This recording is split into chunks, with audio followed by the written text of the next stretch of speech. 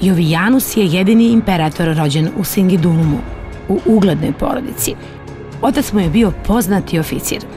Nasledio je imperatora Julijana, koji umire u jeku rata sa Persijancima. Istorija imperatora Jovijanusa ne beleži kao uspešnog vladara, jer sklapa poražavajući mir sa Persijom. Uostalom, vladao je zaista kratko, samo godinu dana, kada je najverovatnije otrovan. Ali za hrišćane je Jovijanus posebno važan. Posle niza turbulencija, definitivno je hrišćanstvo ustoličio kao jednu od zvaničnih vera. Posle Jovijanusa, hrišćani više nikada nisu zapali u nemilost.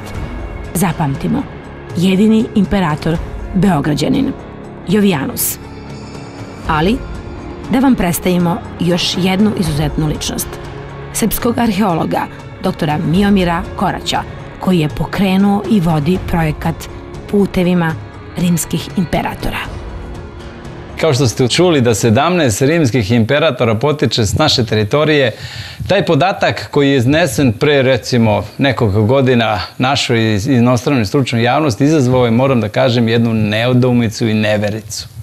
I onda su anglosaksonski istoričari pomno gledali da li je moguće da imate toliki broj imperatora i naravno to su proveravali i onda su posle nekoliko meseci ili godina istraživanja rekli da nije tačno da imamo 17 rimskih imperatora, kaže imate 16. Rekao sam hvala lepo, zaista je dovoljno i 16 rimskih imperatora, mada neću odustati i od tog 17. Dakle, imamo zaista jedan broj imperatora koji nema niko osim Italija, sa kojih uglavnom i potiču svi ti rimski imperatori.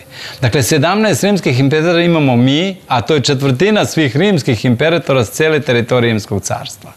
I onda kad imate rimske imperatore, onda imate i carske palate, a kad imate carske palate, valjda imate i princeze, valjda imate i sve one koji u tim palatama žive, a onda ko će oslikati princeze drugi nego umetnici i ti svetski umetnici. I mi onda danas, posle 1700 godina, na ovom putu kulture rimskih imperatora, imamo pronađene najznačajnije freske kasne antike sa cele teritorije Rimskog carstva. I ne bez ponosa mogu da kažem da to nema ni Pariz, ni London, ni Minhen, ni Beč, ni Free kolekcija koju ja jako volim da posetim na 5. aveniji, ni Paul Getty u Malibu, niti sva ta velika mesta.